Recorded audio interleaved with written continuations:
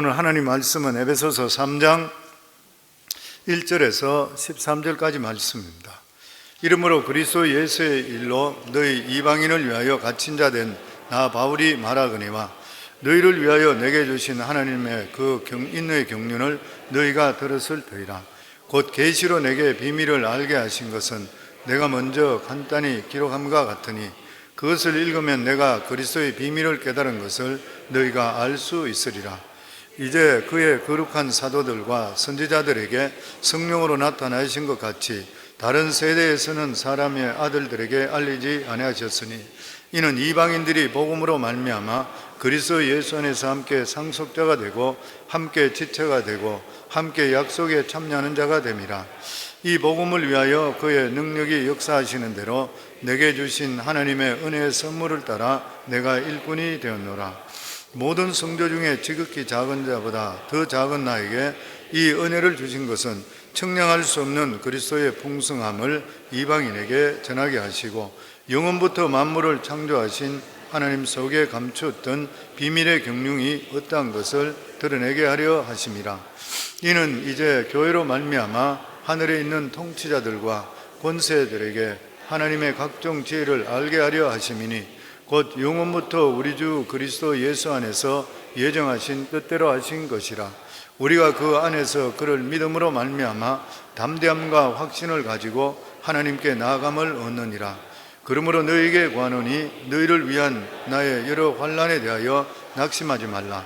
이는 너희의 영광이니라. 아멘. 이지선 기자가 기자 생활 11년째 되면서 책을 적은 게 있는데 그게 뭐냐면은 이름이 사실을 캐고 진실을 쓰는 나는 신문 기자입니다 라는 타이틀로 책을 쓴 것이 있었습니다. 그 내용에 보면은 이런 말이 있습니다. 직업 자체의 인기가 높다 보니 신문기자가 한국이나 뭐나 특히 불란서에는 대단하다 그러죠. 인기가 이게 인기가 높다 보니까 매년 언론사의 입사 시험 경쟁률이 어마어마하다 그래요. 그래서 신문사 시험에 합격한 사람에게는 사람들이 친구들이 옆에서 말하기를 전생에 나라를 구했나 이 정도까지 그게 그런 말이 있을 정도로 대단하다 그래요. 우리 교회도 언론계에 종사하시는 분들이 많이 계시고 특파원부터 해서 기자 이런 분들이 많이 있는데 제가 이 책을 보니까 대단한 것 같아요. 정말 보니까. 그런데 이처럼 기자직을 선망하는 그런 이유가 어디 있냐. 그런데 그게 그런 말이 있어요. 기자가 되는 이유는 달라도 기자의 사명은 같다. 세상을 바꾸는 단 한 줄의 힘을 믿는 사람 기자. 그런데 이 기자들이 가장 목말라 하는 것이 뭐냐면 바로 특종이라고 해요. 특종, exclusive news. 세계적인 주목을 받는 기사를 쓰게 되면 그 기자는 소속 언론사의 공신력을 높인 공로를 인정받을 뿐 아니라 기자로서의 영광을 최대로 누리고 잘하면은 퓨리처 상까지 노릴 수 있기 때문이다. 그렇게 적혀 있어요. 그렇다면 인류 역사에서 가장 특종 중의 특종이 무엇입니까? 저는 예수 그리스도라 생각해요. 아멘. 죽이기도 하시고 살리기도 하시고 우리 인간의 그리고 이 우주의 미래를 손에 잡고 계시는 분이 바로 하나님의 아들이신 예수 그리스도인 것이에요. 신약의 인물 나오는 사람들 중에서 사도 바울만큼 유명한 사람은 없을 것입니다. 왜냐하면 그는 천국 비밀을 하나님을 모르는 자들에게 특종으로 터뜨린 사람이에요. 오늘 이 본문의 말씀은 사도 바울은 이 비밀 때문에 자기가 하나님으로부터 부름을 받고 자기가 일꾼이 되었다 그랬어요. 우리 1절 말씀 같이 읽겠습니다. 이러므로 그리스도 예수의 일로 너희 이방인을 위하여 갇힌 자 된 나 바울이 말하거니와. 여기 보면 하나님의 비밀, 즉 예수 그리스도 때문에 이방인들을 위해서 스스로 자기가 갇힌 자가 되었대요. 여기 표현적으로는 여기에 갇힌 자라고 고상하게 썼지만 사실은 죄인으로 감옥에 갇혀 있는 것이에요. 그런데 사도 바울은 지금 감옥에 갇혀 있는데도 불구하고 감옥에 갇혀 있는 죄수가 자랑거리 같이 말해요. 아주 큰 자랑거리, 아주 신나게 이야기하는 것이에요. 왜 그런 것이에요? 그 이유는 바로 하나님의 비밀 때문인 것이에요. 바로 예수 그리스도라는 하나님의 아들이라는 어마어마한 분에 대한 진실을 알았기 때문인 것이요, 인간에게 감춰진 비밀 중에 가장 큰 비밀이 뭐냐면 하나님의 아들에 대한 비밀입니다. 바로 하나님에게 아들이 계시다는 것이죠. 사람들은 이 엄청난 하나님의 아들이 존재하는 그 자체도 모르고 있었는 것이에요. 그런데 이 하나님의 아들의 가치는 이 세상의 피조물을 다 합친 것보다도, 인간 모두와 그리고 천사들 모두 합친 것보다도 비교할 수 없는 정도로 가치가 큰 것이에요. 왜냐하면 이 아들은 하나님과 마찬가지로 똑같은 능력과 신성이 무지무지한 분이기 때문인 것입니다. 기독교가 무엇인 것이요? 기독교는 하나님의 아들을 아는 종교인 것이요, 이 세상의 다른 철학이나 종교는 모두 인간 자신을 알려고 하는 것이요, 자신의 생각 그리고 노력이라는 것으로 한계를 극복하려고 하는 것이요, 그러나 기독교의 본질은 지금까지 알려지지 않았던 어마어마한 분, 바로 하나님의 아들을 아는 것인 것이요. 그래서 기독교는 자기 자신을 구원하기 위해서 명상을 하고 도를 닦고 수영하는 것이 결코 아닌 것입니다. 도저히 상상할 수 없을 정도로 크신 하나님의 아들을 아는 것이요. 아멘. 아들을 가지는 자, 아들을 얻는 자는 이 세상에 어떤 보화보다 더 큰 것을 이미 얻으신 것이요. 하나님의 아들을 아시는가요? 하나님의 아들이 우리 속에 계시는가요? 그러면 이 세상에 어떤 것도 비교할 수 없는 우리 성도님 복 있는 그러한 분인 것을 믿으시기를 주 이름으로 축원합니다. 아멘. 그런데 이 위대하신 하나님의 아들이 인간의 몸을 입고 이 세상에 오신 것이요, 특종 중에 특종이잖아요. 그런데 그분이 오셔서 우리 인간이 알아들을 수 있는 그러한 언어로 분명하게 하나님의 구원에 대해서 말씀하셨습니다. 더 놀라운 것은 이분은 이 세상에 오셔서 우리 인간의 죄를 위해서 책임져 주시고 가장 비참한 방법으로 예수 십자가를 통해서 죽으시고 그리고 3일 만에 부활을 하시는 것이에요. 그런데 이것은 우리가 인간적으로 생각할 때에 구원이 이렇게 이루어진다는 것은 우리가 이해할 수가 없는 것이에요. 그런데 하나님께서는 이 예수 그리스도 십자가 사건을 보시고 나서, 그리고 예수 그리스도 십자가 사건이 우리 죄를 위해서 죽었다는 것을 믿는 자마다 우리 죄를 용서하시기로 하시는 것이에요. 이것을 통해서 예수님이 십자가에 못 박혀 죽으시는 순간에 성전의 휘장이 위로부터 아래까지 찢어지며 우리의 모든 죄를 용서를 받았는 것이에요. 우리가 다른 것을 할 이유가 하나도 없는 것, 다른 것을 할 필요가 없는 것이고, 다른 것을 더더기나 해서는 안 되는 것이요, 오직 예수 그리스도만 믿으면 구원을 받게 되어 있는 것이요. 이게 얼마나 엄청난 사실인지를 모르는 것입니다. 더 놀라운 것은 그 뒤에 일어난 그러한 사건입니다. 예수님은 죽으신 지 3일 만에 죽은 자 가운데 다시 살아나셔서 하나님 보좌 우편에 앉으셨는 것이요. 본래 보좌 우편이라는 것은 섭정의 자리를 그래요. 섭정, 대신 지배하고 다스리는 것. 실제로 예수님은 모든 우주와 세계의 통치권을 다 가지고 계시는 것이고, 그리고 교회의 머리가 되셨는 것입니다. 그런데 사도 바울은 이 놀라운 하나님의 비밀을 알게 되었는 것이요, 부활하신 예수 그리스도를 다메섹 도상에서 실제적으로 그는 만났고, 또 뿐만 아니라 그는 3,000층 되는 그러한 천국까지 가서 천국까지 보고 돌아오게 되었던 것이요. 그래서 사도 바울은 감옥에 갇혀 있는데도 불구하고 그는 예수 그리스도를 아는 그 기쁨, 그리고 천국을 아는 그 기쁨 때문에 바깥에 있는 사람들에게, 우리가 예수 믿고 구원받은 하나님의 자녀들은, 우리들은 살아가는 삶이 하나님의 귀한 때가 있고 모든 섭리가 있기 때문에 무조건 감사하고 무조건 기뻐하라는 것이요, 환경에 상관없이 뛰어넘으라고 하는 것이요. 그리고 여기 사도 바울은 이방인들에게 복음을 전하면서, 너희 이방인들을 위해 갇힌 자 된 바울은, 나 바울은 무슨 말이에요? 자기가 누릴 수 있는 이러한 자유를 스스로 자기가 포기하고 그리고 감옥에 들어가게 됐던 것이에요. 사도 바울의 목적이 있어서 감옥에 갇힌 것입니다. 이것은 우리 그리스도인의 모습과도 저는 같다고 그렇게 생각합니다. 우리도 갇힌 모습과 똑같은 것이에요. 우리도 즐길 수 있는 것도 즐기지 않고 일부러 내려놓고, 하나님 말씀 때문에 우리 자신들을 거기에 매여서 살아가는 그러한 우리 모습을 보는 것이에요. 그러나 이러한 모든 것들을 제약이라 생각하지 않고 이렇게 살아가는 것을 기쁨으로 살아가는 그러한 삶이 진실로 사도 바울과 같이 복음을 깨달은 사람의 삶이 될 수가 있는 것이에요. 그렇기 때문에 성도는 우리 자신들을 하나님 말씀에 매여서 항상 스스로 자신을 쳐서 복종해서 하나님 뜻 가운데 살아가기를 주의 이름으로 축원합니다.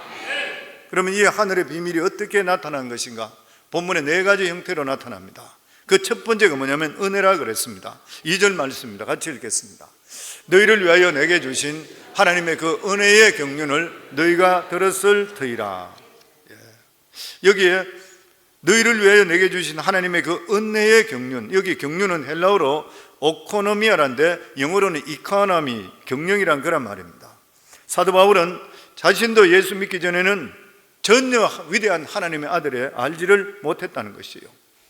물론 알기는 알았다 하더라도 정반대로 알았던 것이에요.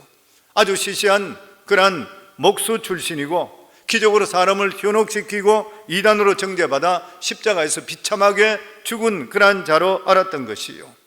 그러나 하나님의 아들을 미워했고 예수 그리스도를 믿는 자들까지도 경멸했습니다. 극도로.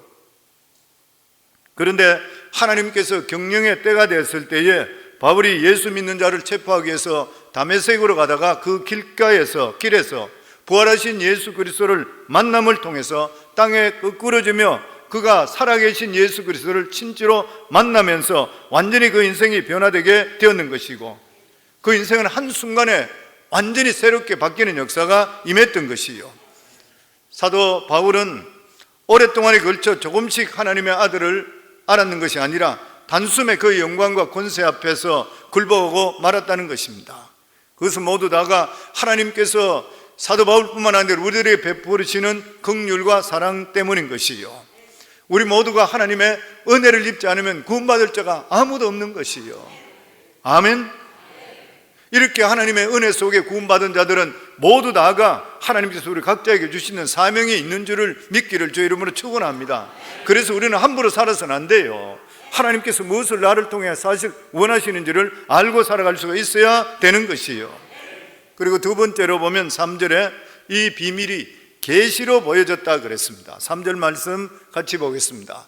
곧 계시로 내게 비밀을 알게 하신 것은 내가 먼저 간단히 기록함과 같으니 하나님의 이 은혜의 사건, 하늘의 비밀은 내가 깨달을 수 있는 사건이 아니라는 것이에요.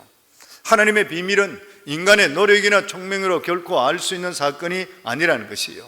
하늘의 비밀은 계시로 보여주는 계시. 계시란 말의 원뜻이 뭐냐면은 원래 연극에서 사용되는 그런 개념의 말입니다. 연극이 시작되기 전에 무대 막이 내려져 있을 때 그 무대 막 안쪽에는 여러 가지 일들이 일어납니다. 연출자와 배우들이 연습하고 준비하고 일하고, 그리고 시간이 돼서 막이 올라가면서 연출자가 준비했던 스토리가 전개되기 시작하고 그때서 비로소 관중들이 무대 전체를 보게 되는 것이에요. 그래서 계시라는 말이 베일을 벗긴다, 나타나다, 드러내다 이런 말인 것이에요. 그래서 때가 될 때 하나님께서 드러내 주시는 것이에요. 그리고 여기 비밀이라는 것은 정부의 비밀 문서와 같습니다. 비밀 처리가 되어 있어서 일반인들은 보통 비밀 서류를 못 봐요. 그런데 시간이 지나서 때가 될 때 일반인들에게 공개되는 것이에요. 그러니까 이것이 하나님께서도 예수 그리스도 이 비밀이 때가 될 때 우리들에게 하나님께서 공개하시고 보여주셨는 것이에요. 그래서 요한계시록은 우리의 과거와 현재와 그리고 미래의 모든 비밀이 숨겨져 있습니다. 이 계시의 비밀을 하나님께서 바울에게 직접 주신 것이요, 자기가 연구해서 가르친 것이 아닌 것입니다. 그래서 우리들도 기도하고 성령의 인도하심을 받게 될 때는 사도 바울이 깨달았던 이 놀라운 계시와 하나님의 비밀을 우리도 깨달을 수 있게 되는 것이에요. 그래서 우리는 항상 말씀을 가까이 되고 성경을 가까이 할 수가 있어야 되는 것이에요. 왜냐하면 성경을 통해서 하나님께서 우리에게 말씀하시고 계시해 주시기 때문인 것이에요. 그리고 우리가 어떤 것을 계시를 받았다 하더라도 성경하고 틀리게 되는 것 때문에 잘못된 그러한 계시라. 그리고 이 세 번째는 다른 세대 사람들에게는 알려지지 않았다고 5절에 말씀합니다. 5절 같이 읽겠습니다. 이제 그의 거룩한 사도들과 선지자들에게 성령으로 나타내신 같이 다른 세대에서는 사람의 아들들에게 알려지지 않았으니, 이 하늘의 비밀은 구약에서는 분명히 나타나지 않았습니다. 그림자로 어렴풋이 보였을 뿐인 것이요. 그런데 때가 참에 예수 그리스도께서 이 세상에 오심으로 말미암아 신약에서 분명히 그리스도와 그 복음이 보여주는 것이에요. 그런데 언제 보여줬습니까? 여기 보면 여기 이제 그의 거룩한 사도들과 선지자들에게 성령으로 나타내신 것 같이 다른 세대에서는 사람들의 아들들에게 알려지지 않았으며, 언제부터 분명히 알려졌냐? 마가의 다락방에 성령이 강림할 때부터 성령을 통해 예수 그리스도가 아들이라는 것을 확실하게 알게 되었던 것이요, 그리고 이 복음이 전 세계로 뻗어나기를 시작했던 것입니다. 예수 그리스도가 하나님의 아들인 것을 믿으시죠? 그렇다면 성령을 통해 우리가 깨닫게 된 것이요, 그렇다면 성도님들 성령 받았습니까? 안 받았습니까? 성령 받으신 것이에요. 성령의 충만함과 받는 것은 틀린다 그랬죠. 우리가 예수 그리스도를 주로 시인하는 것은 성령으로 말미암지 않고는 주로 시인할 수 없다 그랬으니까, 내가 예수 그리스도를 확실히 시인하는 분은 성령이 내주하시는 것이에요. 그런데 성령이 충만할 때 능력이 나타나요. 귀신이 쫓겨가고 병이 치료되는 역사 나타나고, 그리고 복음을 전할 때 강력하게 전할 수 있게 되고, 담대할 수 있게 되고, 두려워하지 않게 되고, 이것은 성령의 충만을 받을 때 우리 속에 임하는 그러한 역사인 것이요. 그리고 이 비밀이 나타난 것이 5절 오늘 말씀대로 성령으로 나타났다 그랬습니다. 하늘의 비밀, 하늘에 계시는 인간의 지혜로 절대로 깨달을 수 없는 것이고, 위로부터 하나님이 주시는 신령한 지혜로 깨닫게 되는 것이요, 자식의 지식이나 그리고 경험으로 깨달아지는 것이 결코 아닌 것입니다. 오직 성령의 역사로만 성경은 깨달아지게 되어 있다고 말씀해 주시고 있는 것입니다. 그런 말이 있습니다. 교회 나오는 사람은 많이 있지만 성령을 체험한 사람은 많지를 않다. 성경을 읽는 사람은 많지만 성경의 뜻을 성령을 통해서 이해하는 사람은 많지가 않다. 그러므로 우리의 관심은 성령을 이해하는 것이 너무나 중요해요. 성령이 아니고는 예수를 믿을 수가 없고, 성령이 아니고서는 전도할 수도 없고, 성령이 아니고서는 진정한 용서와 사랑도 할 수가 없는 것이요. 그래서 어떤 학자는 그렇게 이야기합니다. 이 에베소서를 교회론이 아니라 성령론이라 그렇게 이야기해요. 이 에베소는 교회에 대한 말씀들이 너무나 많이 나와 있습니다. 그래서 교회가 어떻게 된 교회에 대한 그런 것인데, 실제로 들어가 보면 성령론이라는 것이요, 성령으로 인치는 사건, 그리고 성령으로 깨닫게 하는 사건, 성령으로 충만한 사건이 에베소서에 계속적으로 이야기하고 있습니다. 에베소서 5장 18절에도 보면 술 취하지 말라, 이는 방탕한 것이니 오직 성령의 충만을 받으라. 성령의 충만을 한 받는 것이 아니라 계속적으로 받으라. 난 이 정도 됐으니까 그만입니다, 이것이 있을 수가 없다는 거죠. 우리들은 끊임없이 성령의 충만을 받음을 통해 하늘나라 비밀을 깨달을 수 있음을 통해 우리의 능력을 더할 수 있고 믿음으로 살아갈 수 있는 이러한 역사가 우리 속에 임하게 되어 있는 것이요. 아멘. 그러면서 이 비밀이 구체적으로 무엇인지에 대해서 본문이 말씀하고 있습니다. 6절 말씀 같이 읽습니다. 이는 이방인들이 복음으로 말미암아 그리스도 예수 안에서 함께 상속자가 되고 함께 지체가 되고 함께 약속에 참여하는 자가 됨이라. 무슨 말이야? 이방인이 복음 안에 들어왔다는 것이요, 우리 같은 이방인들에게 복음이 전거돼서 우리도 같이 구원받게 되었다는 것이요. 지금은 우리가 생각할 때 이방인 그러면 뭐 별로 감이 없지만, 그 당시는 유다 민족들은 자기가 선택했던 선민이기 때문에 자기 안엔 다른 민족 이방인들은 개 취급했잖아요. 예수님께 수르보니가 여인에도 마찬가지로 자식에게 주는 떡을 개에게 줄 수 없다 그랬잖아요. 이방인은 줄 수 없다 그랬거든요. 성전에서도 보면은 하나님의 백성과 이방인의 뜰이 따로 있었습니다. 같이 있을 수가 없어요 보면. 그런데 이방인이 복음에 참여했다는 것은 엄청난 사건인 것이요, 그런 의미에서 사도 베드로와 그리고 이방인 고넬료 백부장과의 만남은 엄청스러운 그런 굉장히 중요한 그런 사건입니다. 이 사건을 통해서 유대 종교가 민족 종교에서 세계 종교로 탈바꿈하는 것이에요. 그래서 우리 모두 다가 복음을 받아들이는 순간부터 시야가 넓어져야 됩니다. 시야가 넓어. 나만 잘 살고 내가 받는 이 이기적에서 내가 가슴을 열고 생각을 열고 우리가 입을 넓게 열어야 되는 것이에요. 그래서 세계를 선교해야 되는 것이에요. 그래서 우리가 예수를 확실히 알게 될 때는 돈하고 지하고 상관없이 예수 모르는 그런 사람 보면 우리 마음속에 안타까움이 있는 것이 당연한 일인 것이에요 보면. 그리고 이 비밀에 대해서 세 가지로 오늘 6절 읽은 말씀이 나와 있습니다. 이는 이방인들이 복음으로 말미암아 그리스도 예수 안에서 함께 상속자가 되고, 이방인들 우리가 함께 상속자가 되었대요. 그리고 함께 지체가 되었고, 그리고 함께 약속에 참여한 자가 됩니다. 바로 그리스도 예수 안에서 우리 같은 이방인들이 함께 상속자가 돼. 상속자가 뭐예요? 유산을 함께 나눌 수 있는 자가 되었다는 것이요. 세상 유산은 나누면 손해지만 하나님 나라 유산은 나눌수록 더 커지는 줄 믿습니다. 아멘. 이게 하늘나라 법칙인 것이요. 지체가 되었다. 한 몸, 한 식구가 되었다는 것이요. 교회는 그리스도의 지체이고 몸인 것입니다. 성격도 틀리고 색깔도 다 틀린다 하더라도 모두가 하나인 것이요, 보면. 그리고 예수 그리스도 안에서 함께 약속에 참여한 자라. 그 약속이 무슨 약속입니까? 메시아의 약속이죠. 갈라디아서 3장 29절을 보면 너희가 그리스도와 함께 그리스도께 속한 자면 곧 아브라함의 자손이요 약속대로 유업을 입을 자니라.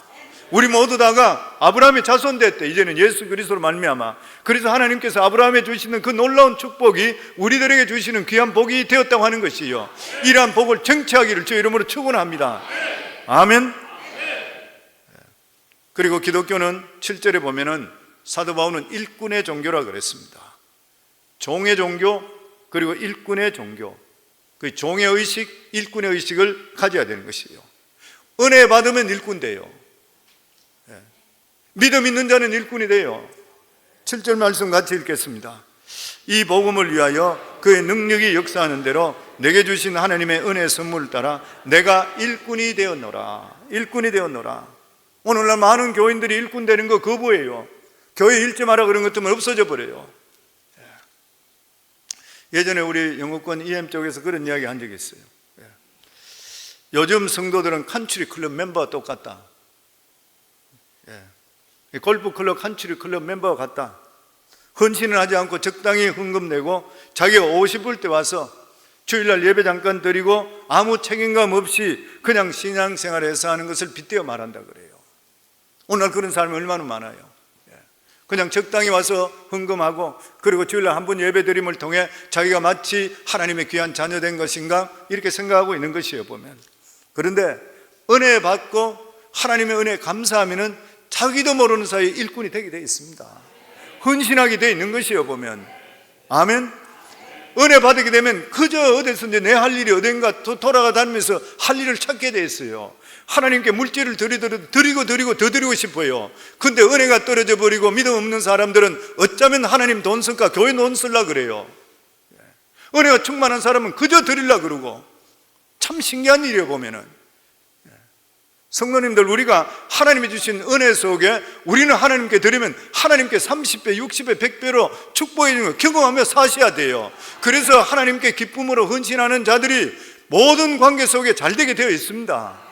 그리고 이리 빼고 저리 빼고 하는 사람은 밥은 먹고 살지 모르지만 그 사람은 앞으로 비전이 없는 거예요.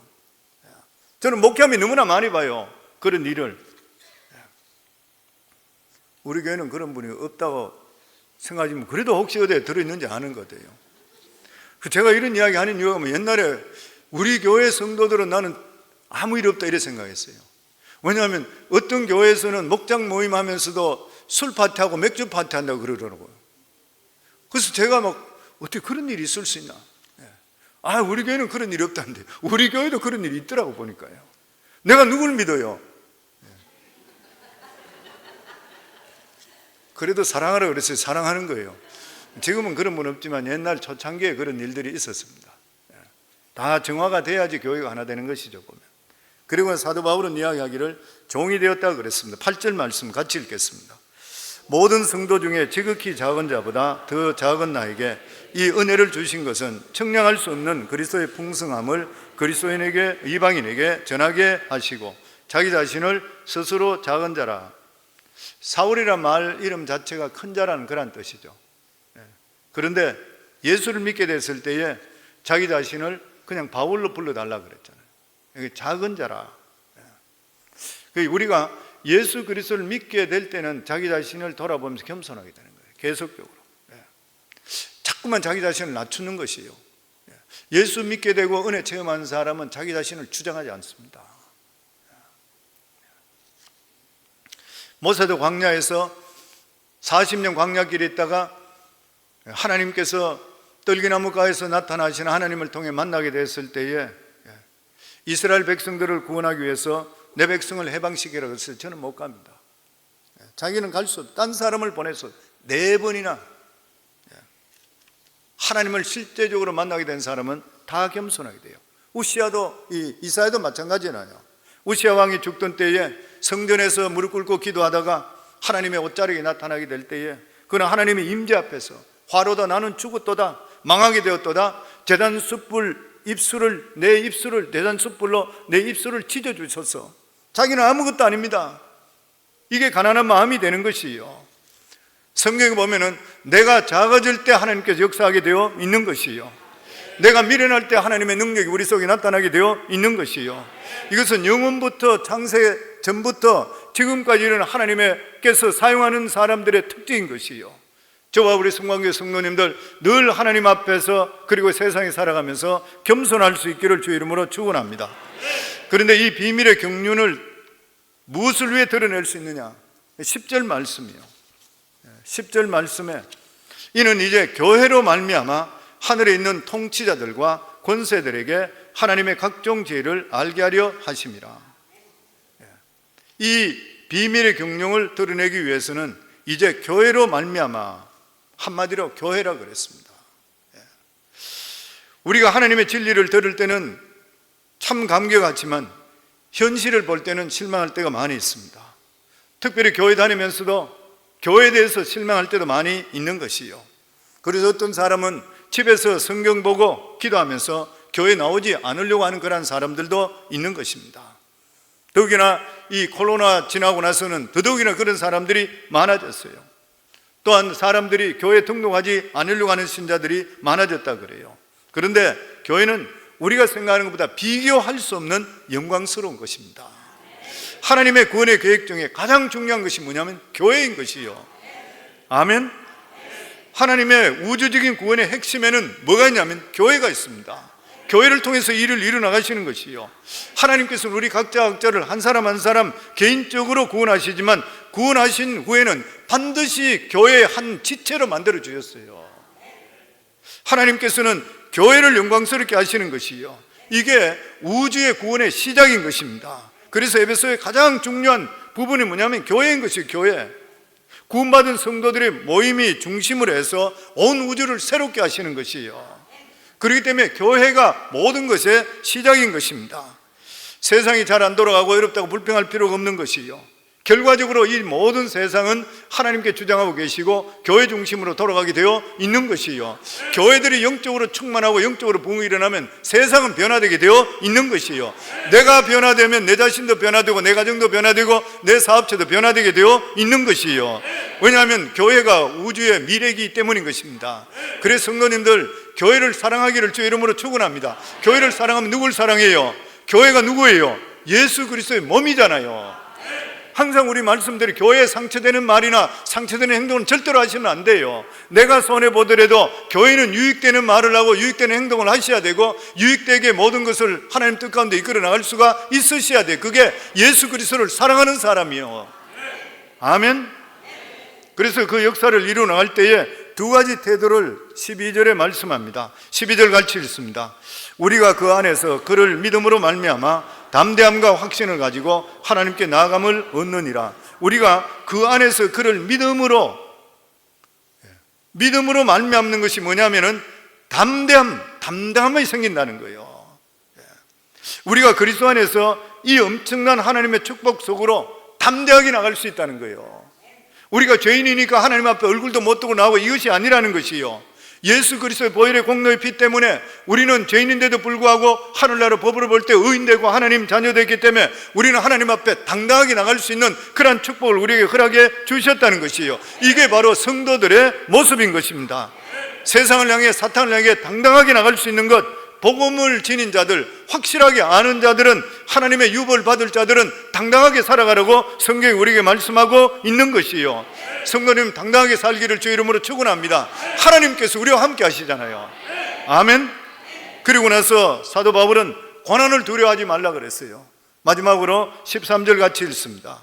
그러므로 너희에게 구하노니 너희를 위한 나의 여러 환난에 대하여 낙심하지 말라. 이는 너희의 영광이니라. 로마서 8장 18절에 보면 생각건대 현재의 고난은 장차 우리에게 나타날 영광과 좋게 비교할 수 없도다.